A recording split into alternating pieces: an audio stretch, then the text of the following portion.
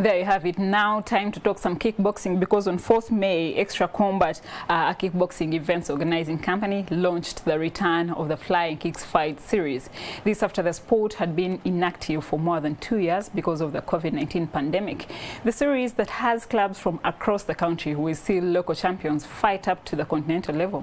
Now joining me in studio to shed more light on this and so much more is none other than Paul Kabaale, the CEO of Xtra Combat. Paul, thank you so much for joining me. Welcome. Thank you. And thank you for hosting me. I'm good. Okay. Now, to a layman, how do you explain the entire concept of Xtra Combat kickboxing series? Well, Xtra Combat, I got inspired by K1. There was a series called K1, which was initially from Japan, then picked up by the Dutch. It was offering a platform for kickboxers across Europe and Asia. So I thought, why can't we do something in Africa? And Uganda, having been the pioneer of kickboxing in Africa, I said, okay, I'm a Ugandan, though I was based in Nairobi. Let me start something and see how far I can take it. Yes. So that's how we came up with the concept of Xtra Combat, Africa. And the dream is to cover the whole of Africa. So far, we have been successful within East Africa. That was going to bring me to my next question. You've been in different countries and you are a Ugandan. Just Yes. Inquisitive, why did you think about coming to your home country last? East or West, home is always best. So And that explains the different countries you've been to and finally to Uganda? Yes. I have been working in Kenya for the last 18 years. So professionally, that's where I'm best. Though I travel quite a lot by nature of my job.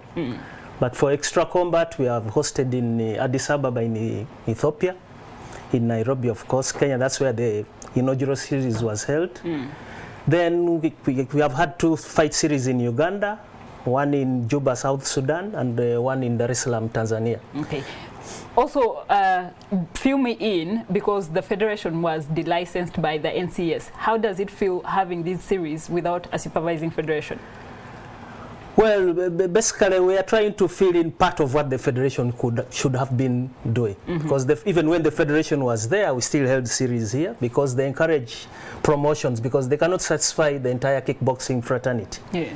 So we're actually filling in what a promoter would fill in. The only difference is that now, because there is no federation, they do not get government support. So everything has to be privately financed. When you were launching this series, you talked about frustration from the federation before the COVID-19 pandemic as one of the reasons why you weren't in Uganda yet. What kind of frustration were you exactly talking about? Well, they had a lot of bureaucracies which I could not understand, because a promoter is like an investor. I think here the president saying open the doors to investors, because you are bringing your private cash. Now when you come and they start giving you conditions which do not make sense to you and they cannot explain to you, it's frustrating. And if there's somebody who can give you a better opportunity, say Addis Ababa or in Dar es Salaam, why not? I'll go where there is least resistance. So that's what actually the frustration was coming from there. They ask, demanding you pay a lot of money, then you ask, what is the man actually going to do? I need accountability because it's my money. You cannot tell me I cannot give you accountability because you're a federation. It's my money I'm paying. Also, let's talk about the fighters that are going to be involved in this series. What's in for them to win? Well, for those who were at the launch, the first thing that I felt was a very, very big message from the person who represented the chief guest.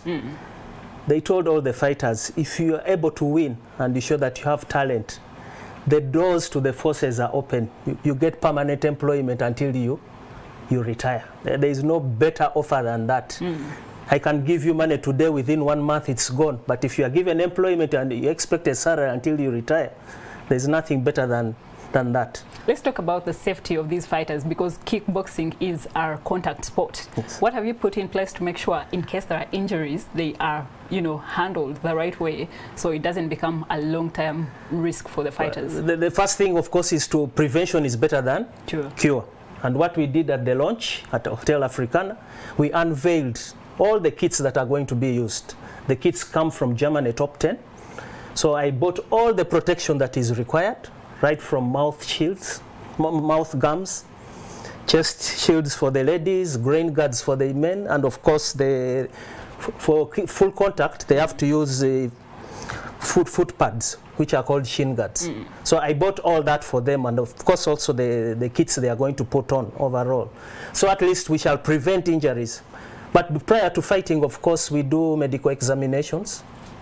I'm still yet to get the final partner I'll work with from a medical perspective, but I should sort that out within this week.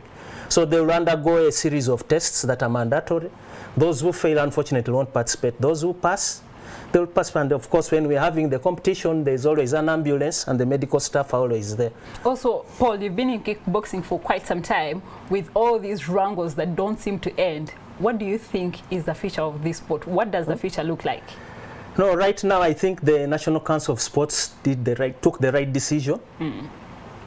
Deregister it, then remove the government funding. Actually, ever since they removed the government funding, the wrangles are not there. What does that tell you? They are fighting for free money, taxpayers' money. So whoever is interested and feels you really love the sport, come and join us, and let's promote, and we use our financial resources and our precious time. All right, Paul, we need to take a very short break, but before you conclude this interview, what would be your last word from Xtra Combat? My last word is all fighters, all clubs, please come and join us. The platform is free. We don't charge anything for you to join. And as you have seen, we try to dress you up, we kit you up properly, and we are going to give you the best platform from which to launch your careers. All right, Paul, thank you so much for making the time. NTV Sport Today now takes